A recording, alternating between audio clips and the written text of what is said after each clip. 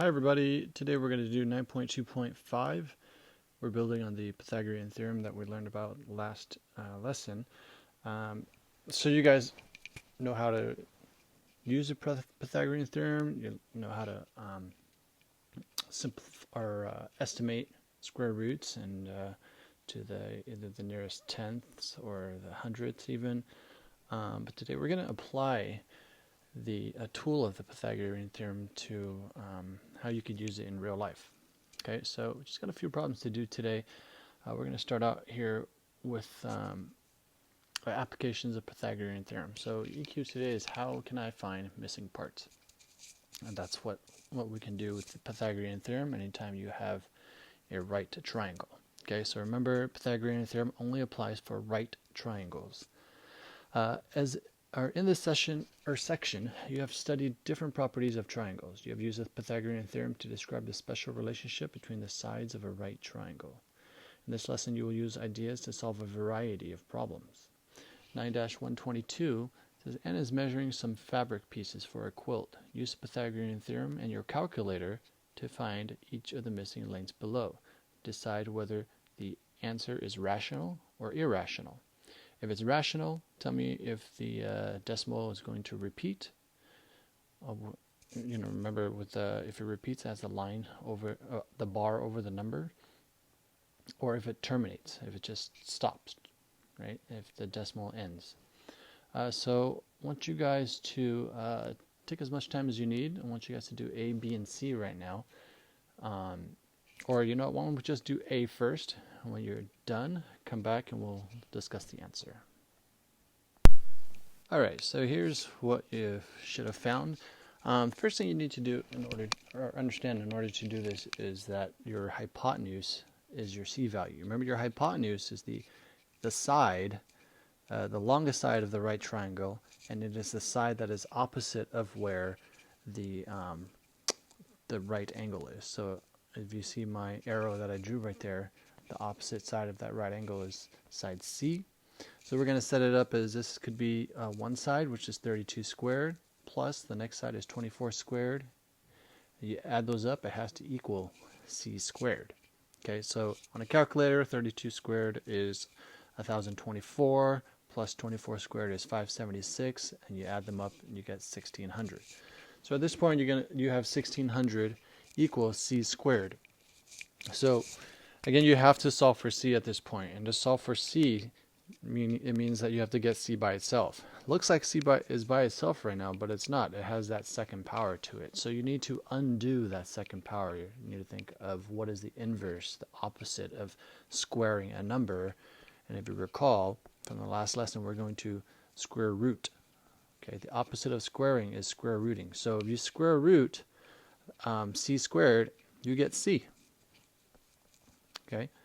So that's how we get C by itself. So on the other side, we have the square root of 1600. The square root of 1600, you're asking yourself, what number times itself equals 1600? And you're going to get 40. Okay. So why don't you guys take a minute or a couple minutes and try B and C, and then I will post up the answers. Alright guys, so here are the answers to B and C. There's a slight twist to these because for problem B here, if you look at the work in green, your B value is your unknown value. So C is already given to you. You don't have to solve for C. Okay. So if C is given to you, you're going to write C where it's supposed to be. So 20 instead of equals C squared is going to equal 20 squared. So you've got 10 squared plus B squared equals 20 squared. And you just basically solve it like an algebraic equation, like how you normally would do it. 10 squared is 100, and then 20 squared is 400. So to get rid of that 100, we're going to have to subtract 100 on both sides. 400 minus 100 is 300. Get the square root of b squared and the square root of 300. You're going to get 17.32 ... It goes on forever. There's no repeating decimal. Therefore, it is irrational. Okay. Same deal with problem C. The hypotenuse is given to you, and the hypotenuse there is 9.5. So when you set up your equation, you're setting up your a squared. If you want to call that your b, Like that A could also be called a B. It doesn't really matter because you're going to square them anyways and you're going to solve for the unknown value. So we call it A squared plus 7.6 squared equals 9.5 squared. And then we're going to get that to isolate A squared. To get it by itself, you got to get rid of the 57.76. So you subtract it from both sides and then it will cancel. And then you get 32.49 on the right side equals A squared on the left side. So you're going to have to square root both sides, and you actually get a nice decimal here, 5.7. And because that decimal actually ends, it doesn't go on forever, it terminates. So it's definitely a rational number, and a rational number with a decimal that terminates. It ends. It's just 5.7.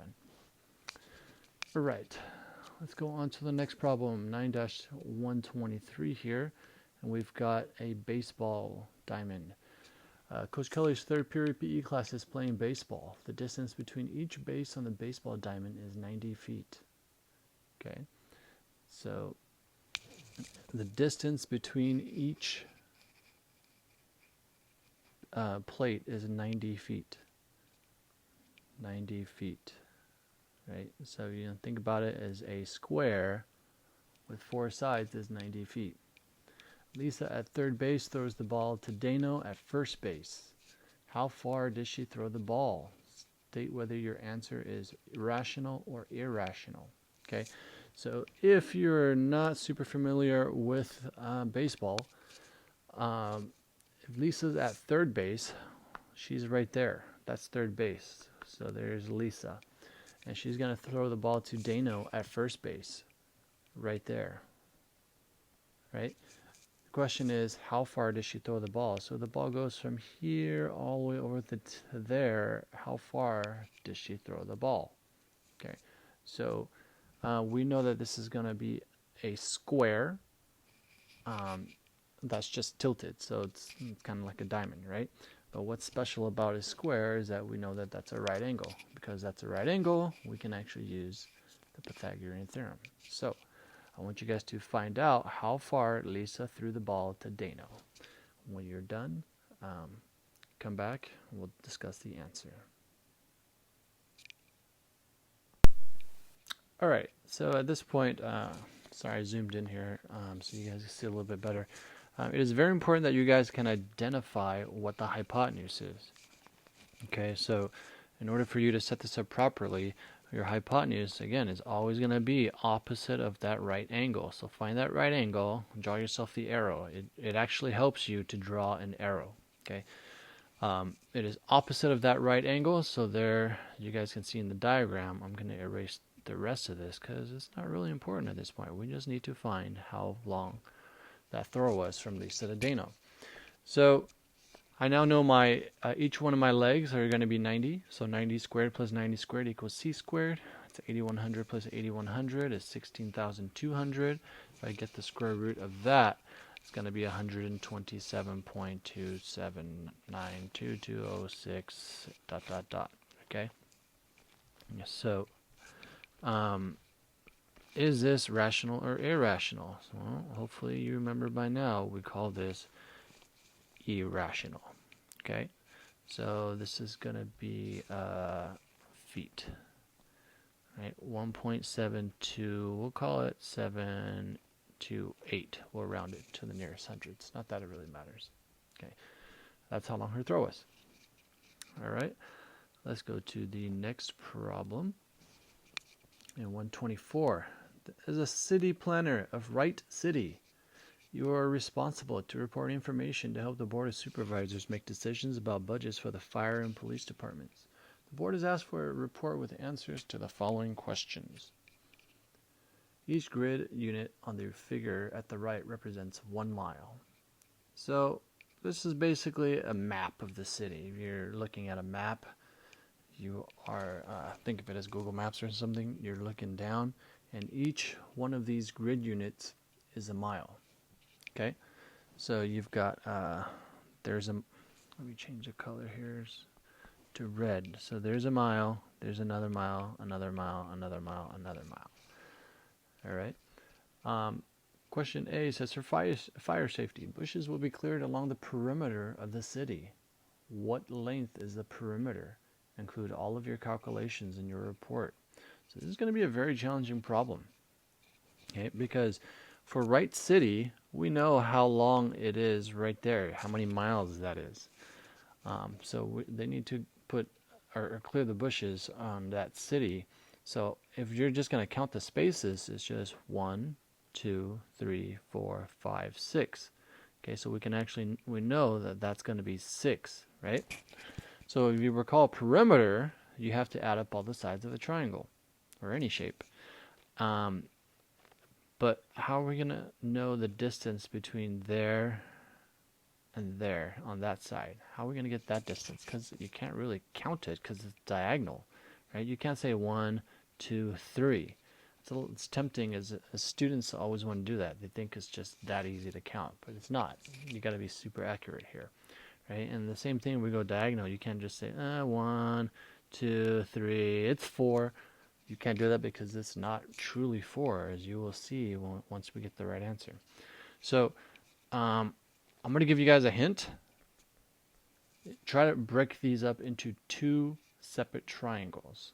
Okay, so Wright City, try to break it up into 2 separate triangles, and you're going to have to use the Pythagorean theorem 2 times to solve.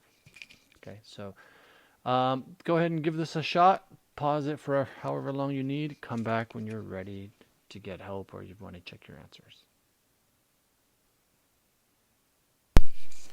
Alright, so here's what I did. I broke it down into 2 separate triangles. You have one triangle, the bottom half, if you will, I did in red. Okay, so in red we have a right triangle.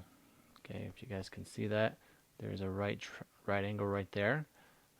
We know that the top side of this triangle is 3. How do we know it's 3? Because I'm just counting 3 spaces, right? Let me show you right here. There's 1, there's 2, there's 3.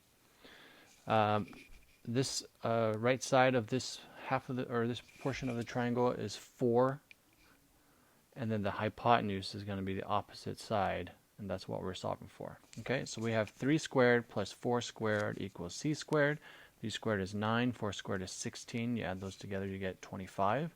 You square root both sides, you're going to get 5 equals c, and that's where you see that 5 right there. Okay, and then we have the purple triangle now, which is another right angle, and that opposite side is what we're solving for. We already know that the right side is going to be 2 because we can count. That's just 2 spaces, and we know that that bottom side is now 3 because it's the same side as the same part from when we use it for the red triangle. Okay, so now I've got 2 squared plus 3 squared equals c squared. 2 squared is 4, 3 squared is 9. You add them up, you get 13. Square root of both sides, and the square root of 13 is about 3.6, right?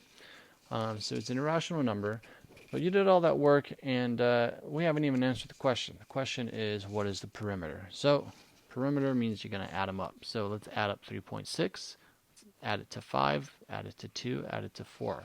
That's going to give us the entire distance around. So 2 plus 4 is 6, plus 5 is 11, plus 3 is total perimeter here. We're going to get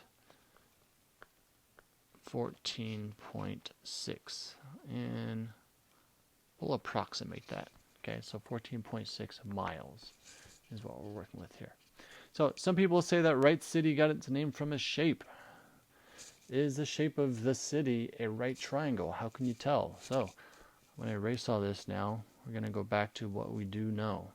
Okay, what we do know is that this is a 6, that this side is a 5, and that this side was a 3.6. And there's only one way for us to determine if this is a right triangle or not. We have to know if that right there is a right angle. So again, just because it looks like it is doesn't necessarily mean that it is. So you got to prove it. With geometry, you always got to prove it.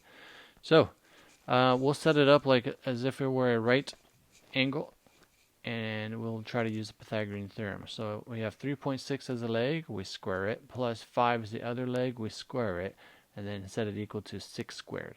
And if both of these sides are equal, the left and the right side, if they're exactly the same, we will know that this is a right triangle. So I think at this point it might be clear to some of you guys that it's not going to be, because of this decimal. We're going to get, remember that's an approximation, it's not even exactly 3.6, right? So we have, if I square that, I have 12.96 plus 25. Right there I'm going to get 37.96, and we know that 6 squared is 36. So it's not equal to each other, therefore it is not a right triangle. Right? That's how we can tell. Not a right triangle. All right. Let's move on to the next problem, 1-25. Clem and Clyde have a farm with 3 different crops: a square field of corn, a rectangular field of artichokes, and a right triangle grove of walnut trees, as you see at that diagram. The fence totally surrounds the farm. Find the area of Clem and Clyde's land in square miles and tell them how much fencing they need to enclose the outside of their farm. Okay, so this is their entire farm. They just want to know the outside. Right there. What is the perimeter of those that shape? Just the outside of that, all those shapes put together. Right. So once again, pause the video, give it your best, come back when you are done. Okay, so you might be stuck. If you are, I'm just going to give you a quick hint here. Recall that this is a square. How do we know it's a square? Because the prompt actually told us it's a square. It's a square field of corn. So with squares, we know that all 4 sides are congruent. So if the bottom side is 1.2, so is the left, so is the top, right? I don't really care about that right side because it's in the middle of my field. I don't need fencing around it. But that right side will play an important role in a second. So the next shape over here is a rectangle. Rectangle opposite sides are congruent. So, therefore, if that's 1 mile, that right there is 1 mile, the opposite side is also 1 mile. So really the only thing that you're going to need to solve for that is unknown is that question mark right there. Okay, so how on earth do we find that question mark? Well, again, opposite sides of a rectangle are congruent. So as soon as you find out what this one is, you'll know what that one is. Okay, so the question is now, how do I figure out what that one is? Well, you've got a right triangle right there. You know the side lengths, the leg length. Use the Pythagorean theorem. See what you get. Come back when you're done. All right, and there we have it. We solved for C. C is that missing side right there of this right triangle. Okay. So we got C equals 2 using Pythagorean theorem, right? Again, you should be using a calculator to help you guys. So if C equals 2, that means the other side of this rectangle is also 2. So we're going to add up all the sides right now. There's 1, 2, 3, 4, 5, 6, 7 parts that will make up the perimeter of this farm. So let's just do it one at a time here. If I've got 2 plus 1 is 3. Plus 1.6 is 4.6, plus 1.2 is 5.8, plus another 1.2 is 7, plus another 1.2 is 8.2, plus 1 is 9.2. So the perimeter equals 9.2 miles. All right. Let's move on to the next problem. Okay, this is actually, hold on, my screen is not loading properly here.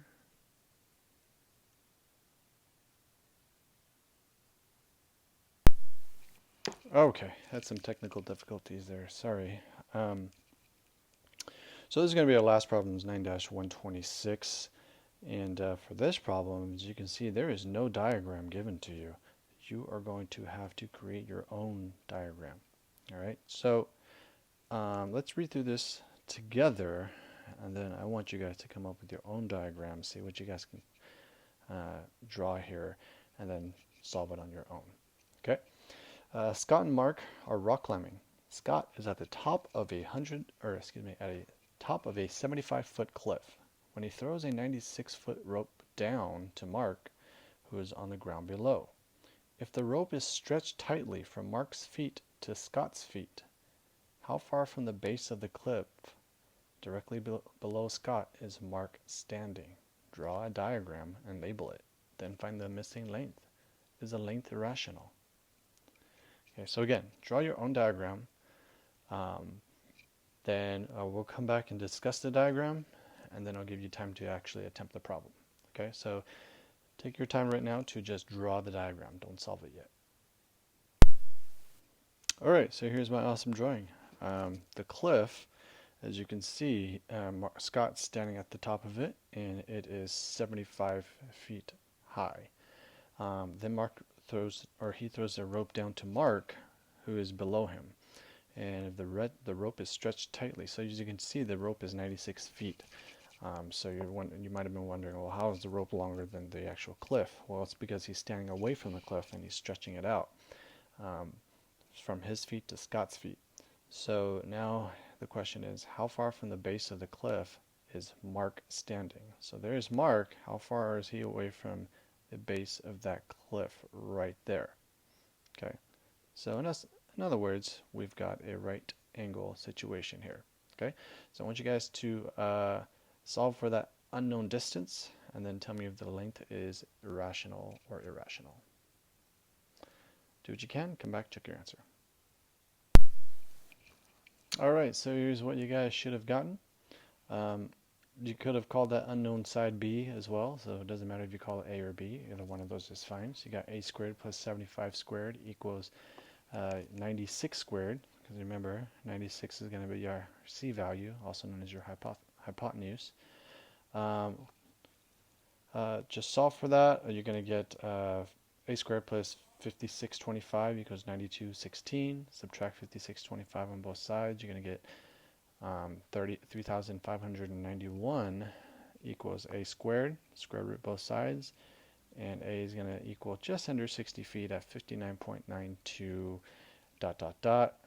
Because it's ... it doesn't repeat, it goes on forever. It is a rational number. Okay. So that wraps it up for today's lesson. I do want you guys to just write a quick 1 or 2 sentence summary explaining how you would solve for your, within a Pythagorean theorem, how would you solve for the A or the B value? In other words, how would you solve for a side that is not your hypotenuse? Okay, how is it different than what you've done in the previous lesson? All right, great job, guys. As always, if you have any questions, shoot me an email or join our classroom Google Meet on Wednesdays and Fridays. Have a great day. Hope you guys are doing well.